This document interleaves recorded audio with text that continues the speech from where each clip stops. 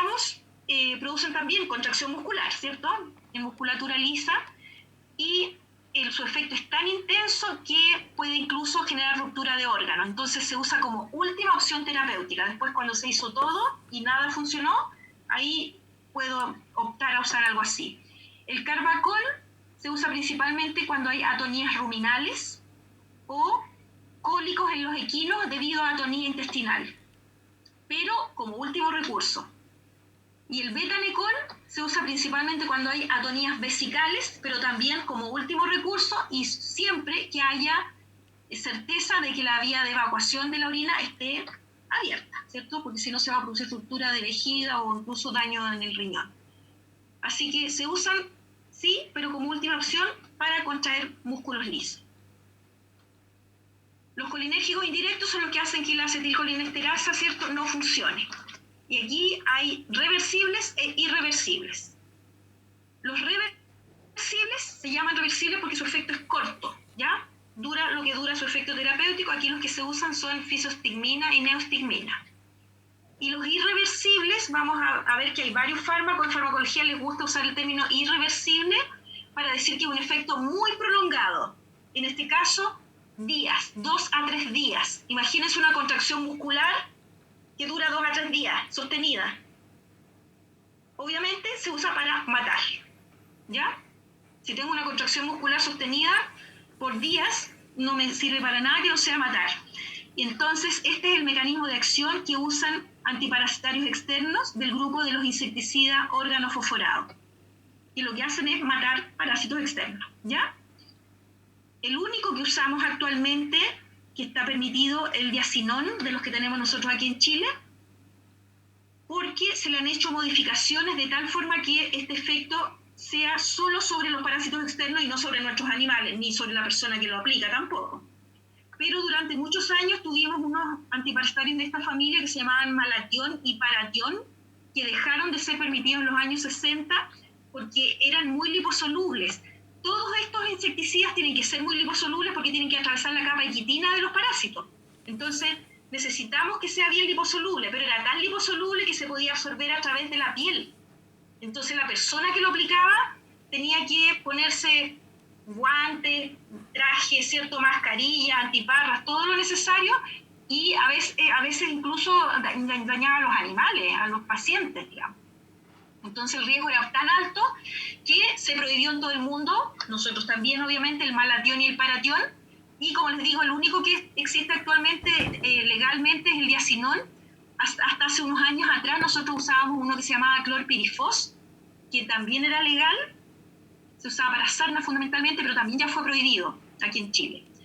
Y desgraciadamente, como ustedes saben, los seres humanos somos tan raros, a lo mejor les suena el gas sarín que se usa en las guerras químicas, que están prohibidas en todo el mundo, pero siguen usándose.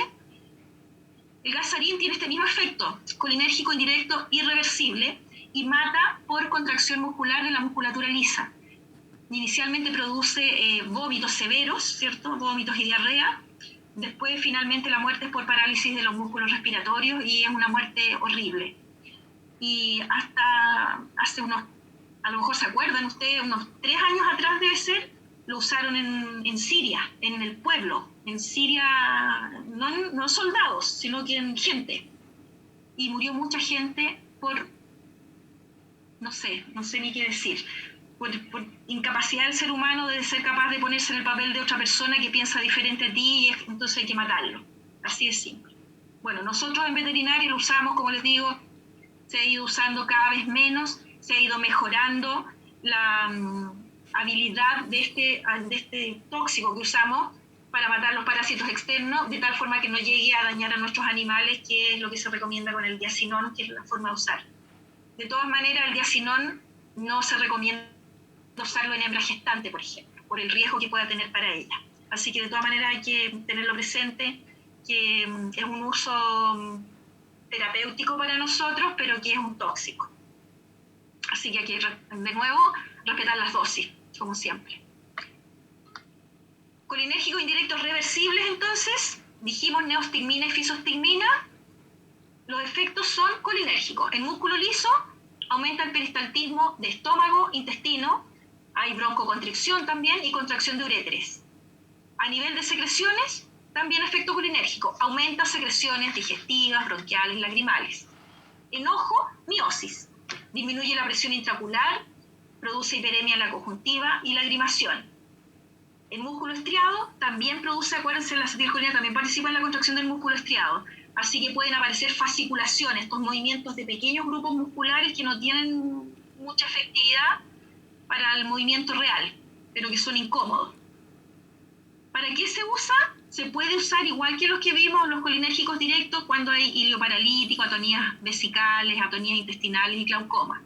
Pero en general para lo que se usa es, en el caso de la neostigmina, sobre todo para la miastenia gravis, esta enfermedad que afecta tanto a humanos como a animales, que va produciendo, es una enfermedad progresiva, ¿cierto? Que va aumentando con el tiempo y va produciendo relajación muscular. Entonces las personas inicialmente no pueden ni siquiera tragar bien, hay que darles las cosas, ¿cierto? Y finalmente no pueden ni siquiera respirar y terminan muriendo. Bueno, la miastenia gravis, gracias a fármacos como como la neostigmina, ya es una enfermedad crónica. Es una enfermedad con que las personas pueden vivir sin mayores problemas gracias a este tipo de fármacos bien usados.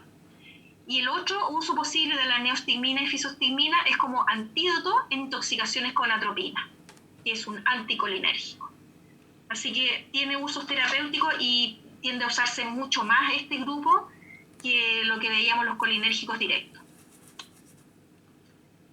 Ahora los anticolinérgicos, que en la práctica son realmente antimuscarínicos, o sea, actúan a nivel de receptores muscarínicos. Acuérdense que los receptores de acetilcolina pueden ser nicotínicos o muscarínicos, pero estos están hechos para funcionar a nivel de receptores muscarínicos. Solamente en sobredosis actúa a nivel de receptores nicotínicos. Entonces, por eso que se les llama antimuscarínicos, o también parasimpáticos líticos, o sea, que impiden el efecto del parasimpático. Bueno, ¿a dónde actúan, cierto? En músculo liso, músculo cardíaco, células glandulares, ganglios periféricos y sistema nervioso central. Y lo que hacen es contrarrestar efectos vagales, anti-efecto vagal. Dentro de este grupo el más usado es la atropina. También existe el glicopirrolato, que es una forma sintética.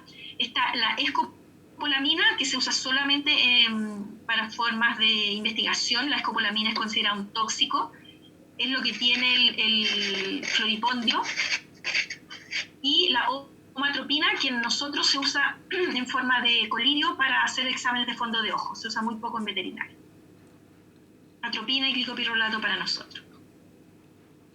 Todos los anticolinérgicos tienen efectos dosis dependientes, porque va a depender de la cantidad de receptores muscarínicos que ocupe el efecto que vamos a tener.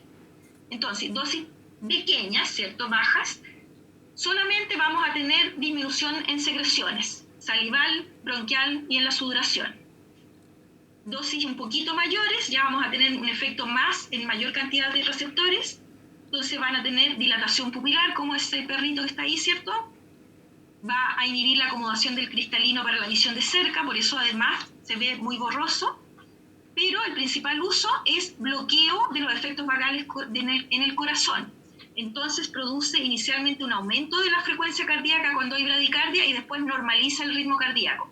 Y este es el uso que más se le da en veterinaria para evitar bradicardias de origen vagal en procedimientos quirúrgicos. Dosis más altas ya afectan la parte urinaria y el intestino. Entonces inhiben la micción y disminuyen el tono y la motilidad intestinal. Se usan muy poco en este sentido en nuestro caso. Dosis más grandes aún actúan disminuyendo la secreción y la motilidad gástrica, o sea, no solamente intestinal, sino que también en el estómago. Hasta ahí estamos hablando de dosis terapéuticas. Dosis más altas, que ya se consideran dosis tóxicas, empiezan a producir efectos a nivel central, inicialmente una estimulación del sistema nervioso central, que se va a ver como inquietud, alucinaciones y delirio, y después una depresión que puede llevar incluso a coma y muerte. Así que la dosis que se use, nosotros la usamos, como decíamos, para evitar bradicardias vagales en la cirugía fundamentalmente, pero si le ponemos exceso, igual puede llegar a producir muerte. Un fármaco que es de venta libre, de hecho.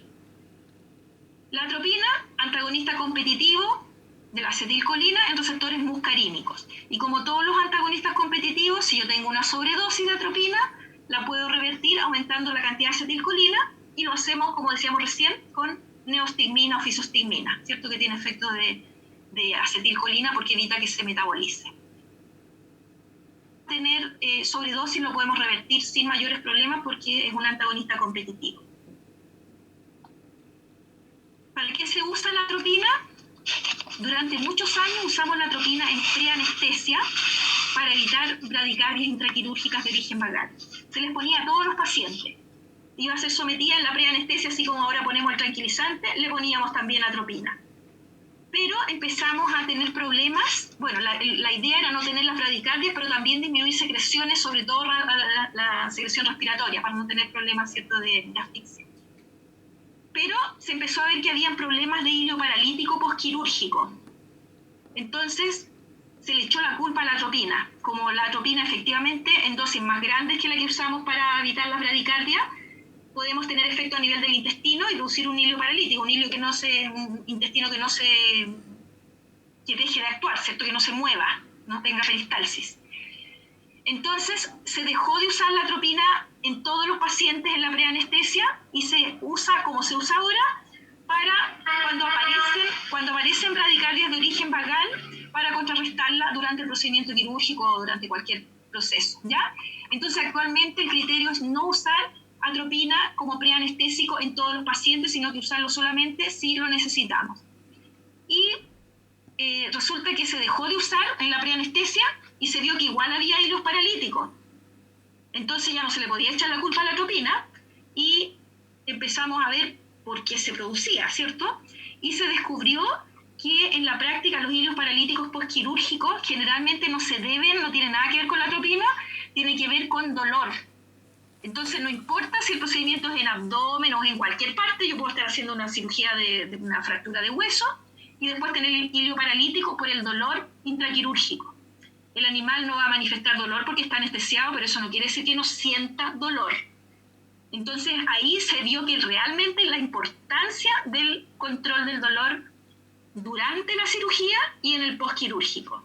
Porque antiguamente se consideraba que lo importante era controlar muy bien el dolor postquirúrgico, porque en la cirugía el animal, como estaba inconsciente, no le iba a doler. Bueno, efectivamente, no se da cuenta que le duele, pero le duele igual. Y esa es la razón de los hilos paralíticos, ahora lo sabemos, pero obviamente quedó el criterio ya establecido, ¿cierto? ¿Para qué vamos a usar atropina en todos si no en todos se necesita? Entonces el criterio de usarlo como preanestesia en todos se dejó de lado. Lo tenemos entonces como uso durante la cirugía cuando aparecen bradicardias de origen vagal. Otro uso de la atropina como antídoto en intoxicación con órganos fosforados, por ejemplo el diacinón que decíamos que nosotros usamos, como antiespasmódicos en problemas gastrointestinales, pero cuando veamos digestivos vamos a ver que se usa muy poco la atropina porque no tiene ningún sentido.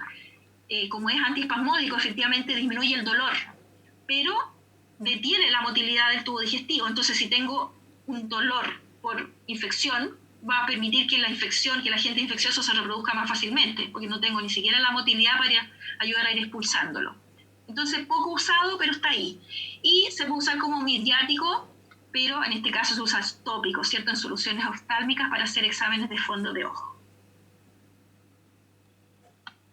La atropina, habíamos dicho, su efecto terapéutico dura alrededor de 1 hora, y existen muchas presentaciones, por ejemplo, esa atropina que se usa local, ¿cierto?, como midriático. También existen preparados orales, existen parenterales, ¿cierto?, intramuscular, subcutáneo, endovenoso, y también ese mismo parenteral se puede poner en las mucosas y se absorbe bien. Todas las vías tienen buena biodisponibilidad. En la metabolización es metabolizado por enzimas que se llaman atropinoesterasas.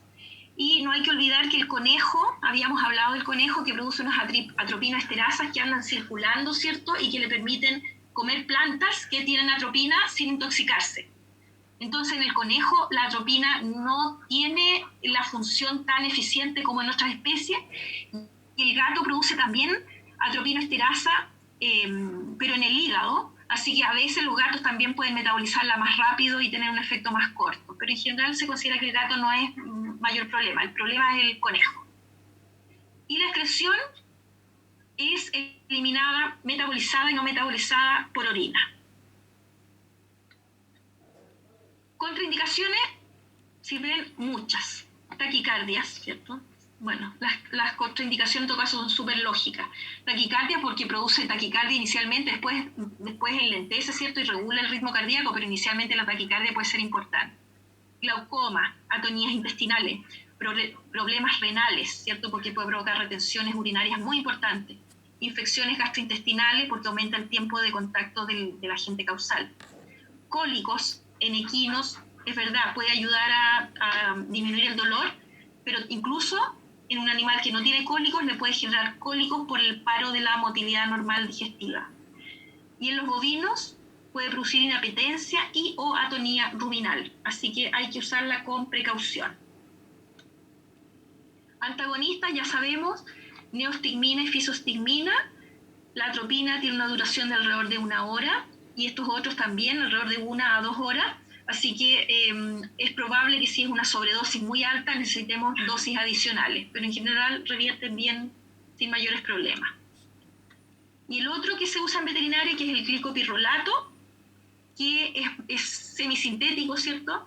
Y tiene la ventaja que dura un poquito más, 2 a 3 horas, cuando se administra por vía subcutánea, pero la principal ventaja es que es capaz de prevenir las bradicardias vagales, pero con menos tendencia a provocar taquicardias. Entonces, es mucho menos riesgoso usarlo en pacientes con insuficiencias cardíacas. Entonces, este es el que se elige en ese tipo de pacientes porque aunque es más caro que la atropina, es mucho menos riesgoso. No cruza además barrera hematoencefálica, viene solo en presentaciones parenteral y funciona también a nivel del ojo, pero tiene menos efecto a nivel ocular. No cruza barrera placentaria, así que no daña los fetos. Entonces, el glicopirrolato para pacientes con más problemas, ¿ya? Tampoco da problemas, se supone, en los conejos, el glicopirrolato, en la metabolización. Ya, y vamos a quedar aquí porque ya son la 1 y vamos a empezar la próxima, fármacos adrenérgicos o simpático-miméticos. ¿Ya? Quedamos entonces con todos los colinérgicos ya vistos, los colinérgicos y los anticolinérgicos, y nos queda ahora la parte del simpático que funciona con adrenalina o noradrenalina. Ya, quedamos hasta aquí. Yo voy a tratar de mandarles al correo que me dieron lo que tengo, y no se olviden mañana entonces a las 8 para ver el práctico de fluidoterapia. ¿Ya? Eso es para todos igual, profe, ¿cierto? Para las 2 secciones. Sí, les mandé el contacto porque hay que usar el contacto que sale para el de mañana. ¿Ya? Ya. Para la parte de apuntes. Ya, y usted ya está subido los apuntes de fluido. En la parte de... Sí, eso está en la guía. Ah, ya. En la guía práctico, ¿ya? Ya. Vamos a trabajar con la guía práctico y el enlace está en apuntes. ¿Ya? ¿Listo entonces? ¿Alguna duda? ¿Estamos? Yo no, al menos. Ya. No, ninguna. Ya. Listo entonces. Hasta mañana. Que estén bien, que tengan un buen domingo. Hasta mañana, profe. Gracias, chao. Chao.